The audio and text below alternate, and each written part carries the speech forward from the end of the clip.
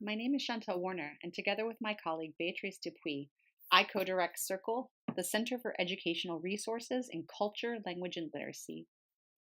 Over the next several minutes, I'll focus on our center, a Title VI Language Resource Center, which was first funded by the U.S. Department of Education in fall 2006. And I'll talk some about our achievements and initiatives over the last a little more than a decade. First, I want to talk a little bit about what a language resource center is before focusing in on the particular case of CERCLL. The quote on your left underscores the urgency of the current situation of language and culture teaching in the U.S. Whatever futures they might imagine for themselves, the development of multilingual and multicultural awareness and the ability to mediate between languages and cultures is a must-have for today's students. The mission of an LRC is exactly to address this lack. That is, to improve the nation's capacity for teaching and learning foreign languages.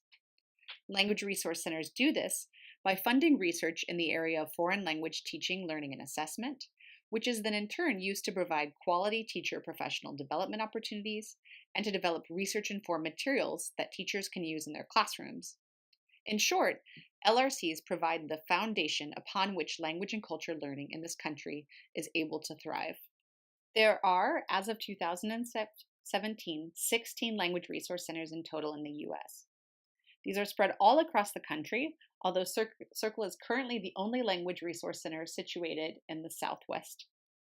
Some of these are language specific, but the majority of LRCs focus on a variety of languages, as CERCLL does. Currently, CERCLL has active collaborations with many of these other language resource centers that's helping us to form a network that reaches across the U.S. CERCLL's initiatives are broadly clustered in 3 areas, and these 3 areas are intimately interconnected such that materials development and professional development are always informed by the research we support. And the research we do is driven first and foremost by real-world problems related to the learning and teaching of language and cultural literacy. Let's look first at knowledge sharing. Knowledge sharing for us involves the development and dissemination of original research related to language teaching and learning. While we work to embed this into all of our endeavors, some particular initiatives really emphasize knowledge sharing. Take, for example, our biennial international conference on the development and assessment of intercultural competence, which has emerged over the last decade as an international hub for scholarly work in this area. Another comparable initiative is the hybrid symposium on digital literacies in the foreign language classroom, which includes a single-day co-present event and a week of digital presentations and discussions.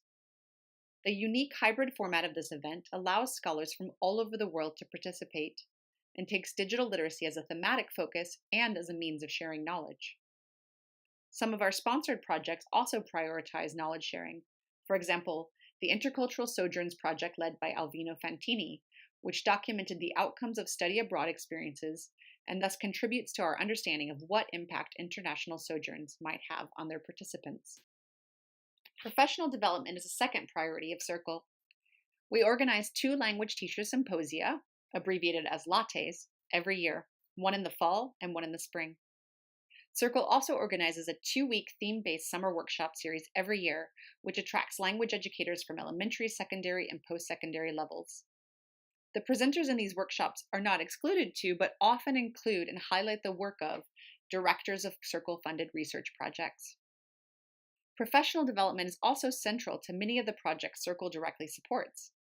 Here we can highlight the language and culture kits that have been part of an ongoing project led by Kathy Short and the College of Education here at Arizona.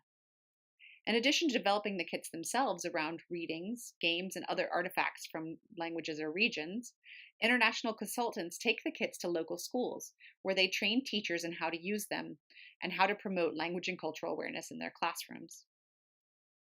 Finally, CERCLL-funded research projects directly facilitate the development of innovative pedagogies. Here I will only highlight a few of our current projects. First, the Literary and the Everyday Archive, which is a project led by myself together with Carl Blythe, who's at UT Austin and leads one of our sister centers, the Center for Open Educational Resources and Language Learning, and Joanna Lux, who's at Cornell. This project supports teacher-initiated materials for fostering critical language awareness.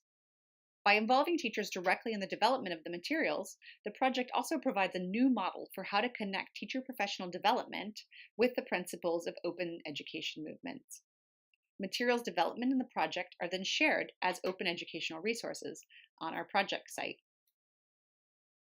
Games to Learn is another project that's been led by Professor John Reinhardt at the University of Arizona.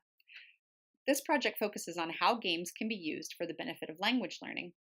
The project site includes white papers and ideas for working with digital games in instructional contexts.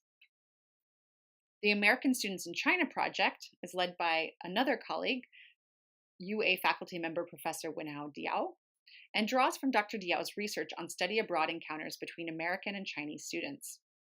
The project will eventually produce an archive of recorded and transcribed interactions between American college students and their Chinese peers that can be used for pre-departure workshops for students who are going to study abroad, but also in language and culture classes.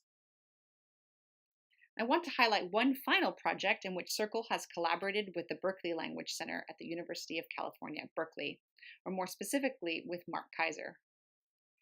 CERCLL has worked together with Mark by helping to support the expansion of the Library of Foreign Language Film Clips with additional materials for less commonly taught languages, including to date Arabic, Turkish, and Swahili.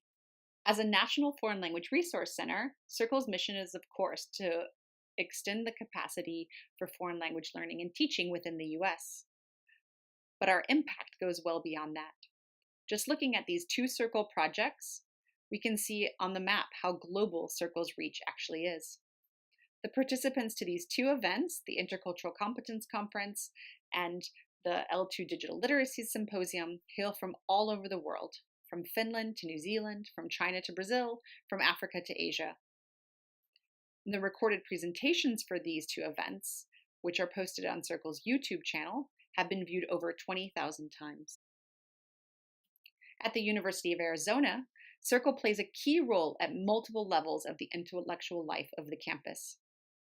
By funding faculty research projects related to the teaching and learning of languages, we contribute directly to the research mission of the University of Arizona. We highlight here just a few of the recent book length projects which have developed directly from projects that were led by UA faculty working together with CERCLL.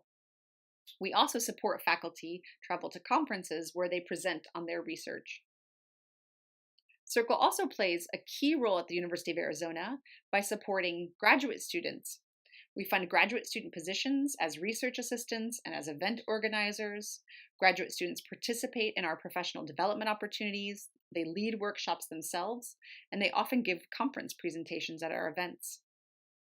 CERCLL is a regular supporter of graduate student-led events on campus, like the Second Language Acquisition and Teaching Roundtable and the Arizona Linguistics Circle, and also collaborates with departments and programs on their events.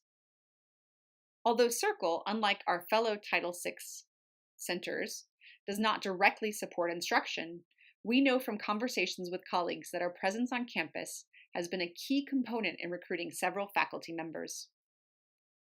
Also, not insignificant, because faculty and instructors participate in CERCLL events and projects, the pedagogical insights that come out of these endeavors has significantly impacted teaching at the University of Arizona. In our concluding slide, we want to showcase some of the ways in which CERCLL has successfully procured additional support and funding in order to expand beyond the activities financed by the Title VI grant. CERCLL-funded projects have allowed faculty to seek and successfully be awarded grants through federal agencies, private foundations, and private organizations, including those listed here. Our most recent success was a Fulbright Hays grant, which came out of Dr. Diao's CERCLL research project, American Students in China.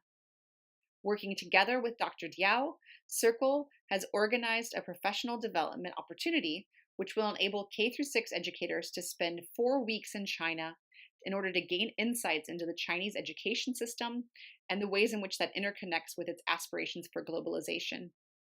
Participants will discuss a range of issues related to gender, social justice, and globalization in both China and the United States.